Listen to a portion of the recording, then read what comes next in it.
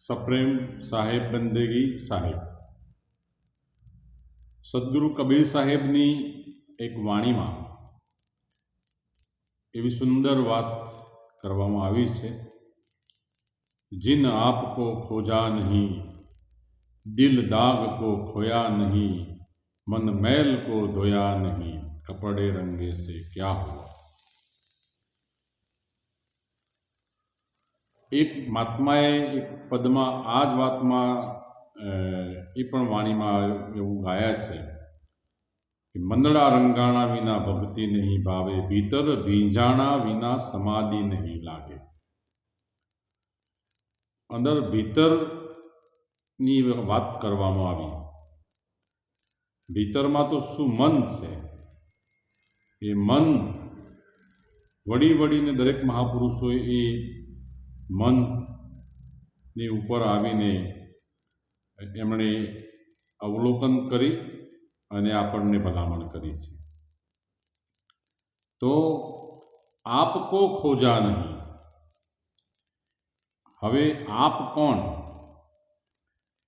आपणे तो नाम रूपनी उपाधिथी जे पंचतत्वनुं पुगदड़ छे, क्षणभंगुर देह छे, ए देहने आपणे हूँ मानी आप मानीने आपणे चालीए छीए मोटे भागे।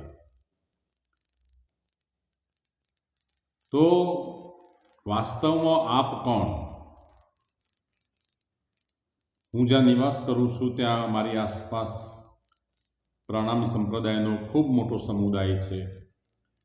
तो एमनी ए संप्रदायनी अंदर पण एक आ बात करवामां आवी छे, साधो पहले आप पहचानो, बिना आप चिन्हे पार ब्रह्म को कौन कहे मैं जानो, साधो पहले आप पहचानो।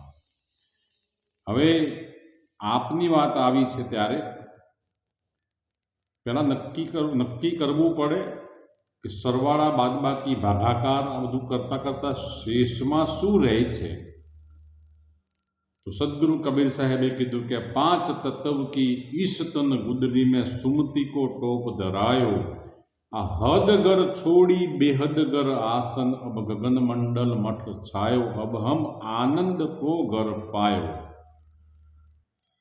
शाश्वत जे आप छे, वास्तविक जे आप छे, ए शाश्वत वास्तविक आपनो भेटो थाय ए दिवसे आनंदनु आपणने एक एवो झरणु निर्मल स्नान करवा माटे प्राप्त थाय। अने सतार साहेबे आज बात करी, आनंद संत फकीर करे वो आनंद नाही अमीरी में। ए आनंदनी सच्चिदानंदनी बात करी, परमानंदनी बात करी, निजानंदनी बात करी। निजानंद शब्द आव्यो।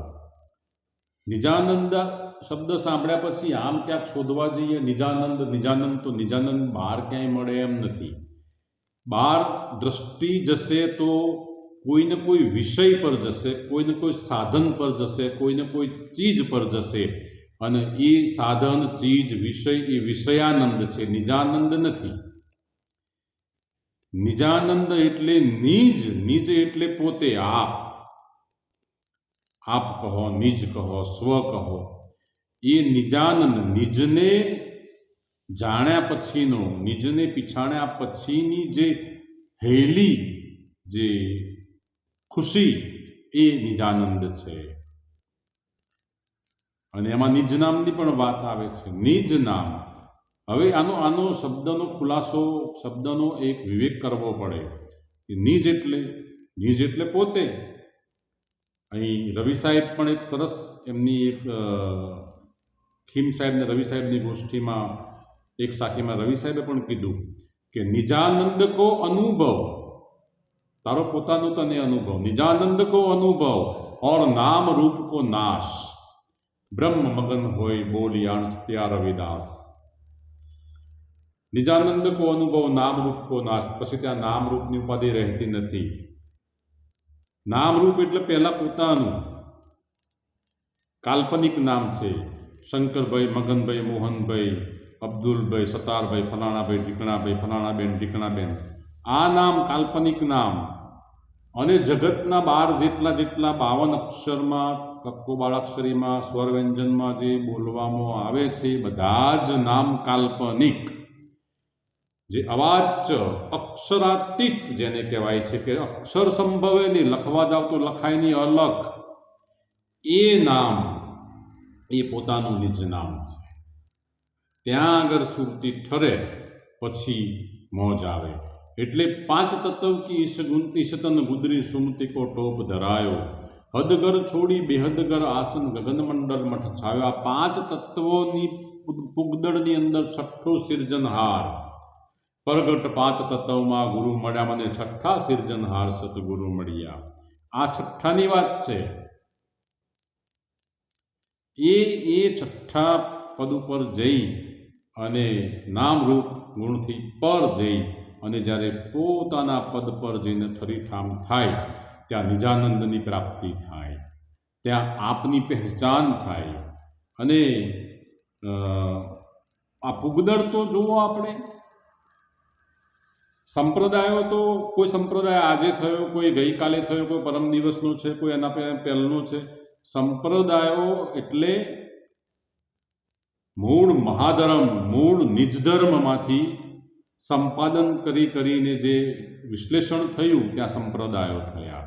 પણ મૂળ જોવા જઈએ તો 5 તત્વોનું પુગદળ છે.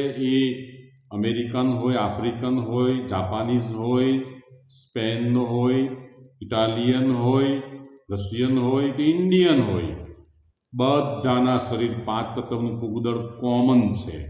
એમાં મન, બુદ્ધિ, ચિત્ત, અહંકાર, પંચકોશ, 10 દ્વાર, અષ્ટકમલ, પંચ જ્ઞાનેન્દ્રિય, પંચ કર્મેન્દ્રિય, શ્રવણ, અવાજ, વાચા, સંવેદના, હલન, ચલન, વલન, આ બધું કોમન છે. એક જ કંપનીનો માલ છે આ. અને ભીતર જે ચૈતન્ય છે એ પણ મહાસાગર, અનંત મહાસાગર રૂપ એક જ છે. પણ તુંડે તુંડે મતિ ભિન્ના, સંપ્રદાયોના વિશ્લેષણની અંદર ક્યાંક આપણે અટવાણા, ક્યાંક આપણે ફસાણા, અને આપણે આપણાથી ભિન્ન કંઈક દ્વૈતમાં ફસાણા. એટલે પંચતત્વ કી ઈશતન ગુદરી સુમતિ કો ટોપ લગાયો. કુમતિ નહીં, કુમતિ એટલે દ્વૈત ભાવનો, સુમતિ એટલે પોતાપણો ભાવ.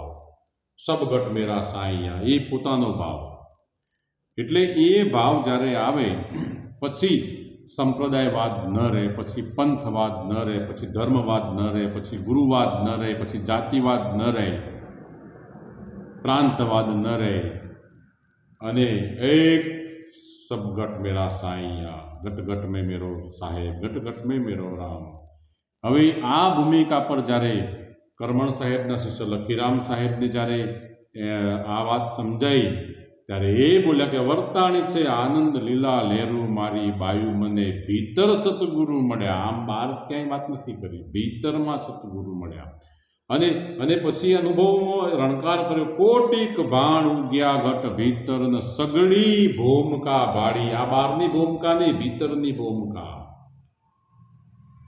કોટિક બાણ ઉગ્યા ઘટ ભીતર સગડી ભૂમકા ભાડી, શૂન્ય મંડળમાં શામ બિરાજે ને બેની મને ત્રિકુટીમાં લાગી તાળી. તુહી નામ તુહીકારની તાળી લાગી. એ તાળી જ્યારે લાગી પછી શું બોલાય? પછી બોલવા પણ રહેતું નથી. પછી આ વાચ્ય પદ આવે છે. પછી ગુંગો માણસ જ્યારે ગોળ ખાઈને પૂછો કે સ્વાદ કેવો લાગ્યો, એ સ્વાદનું વર્ણન ન થાય, એ સ્વાદનું નિજાનંદ જ થાય, નિજનો આનંદ. એમ પાણી મૂળ સ્વરૂપે છે. હવે એની અંદર તમે જુદા જુદા રંગ કે જુદા જુદા સ્વાદ મિલાવીને શરબતના જુદા જુદા તમે ટેસ્ટ બનાવો એટલે એને શરબત કીધું, પણ મૂળ પાણી છે. એમ જુદા જુદા શરબતની ફ્લેવર બનાવી સંપ્રદાયો છે.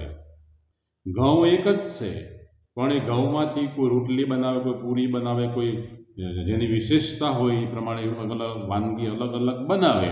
તો એ અલગ અલગ વાનગીઓ છે, સંપ્રદાયો છે. મૂળ ઘઉંનો દાણો છે એ ધર્મ છે. એટલે નિજ ધર્મ, નિજાનંદ, નિજ નામ, આ બધાનું વારીને અંદર ભીતર લાવો તો પછી મૌન થઈ જવાય છે. પછી દ્રષ્ટિ કરો અને દ્રષ્ટિમાં પછી એક નૂર, એક પ્રેમ, એક સ્નેહ, અંદરથી છલકે છે અને એ સ્નેહ ક્યારે છલકે? સંતોષીપણું લાગ્યું હોય તો સ્નેહ છલકે. જ્યાં સુધી સંતોષ નથી થયો, દર્શન દીદાર સાક્ષાત્કાર નથી થયો, ત્યાં સુધી સંતોષ નથી. અને સંતોષ થઈ જાય પછી સંતોષની દ્રષ્ટિમાંથી અમી નીકળે, પ્રેમ નીકળે, સ્નેહ નીકળે, ભાવ નીકળે, ભાવ નીતરે. પણ અસંતોષ હોય ને ત્યાં સુધી દ્રષ્ટિમાં અમી, પ્રેમ, ભાવ એ ન દેખાય. એટલે સંપ્રદાય કોઈ પણ હોય, પણ હર કોઈનું લક્ષ્ય એક જ જગ્યાએ છે અને એક જ જગ્યાએ આપણા બધાનું ઠામ, મૂળ ઠામ, જहाँ જન્મ મુક્ત હતા નહીં કોઈ, છઠ્ઠી તુમારી હો જગા અબ ક્યું ચલે બિગોય. આ છઠ્ઠી આપણી અસલ પોતાની જગ્યા છે અને એ જગ્યાએ ઠરેઠામ થઈએ. સાહેબ બંદેગી, સાહેબ સાહેબ બંદેગી, સાહેબ સાહેબ બંદેગી, સાહેબ.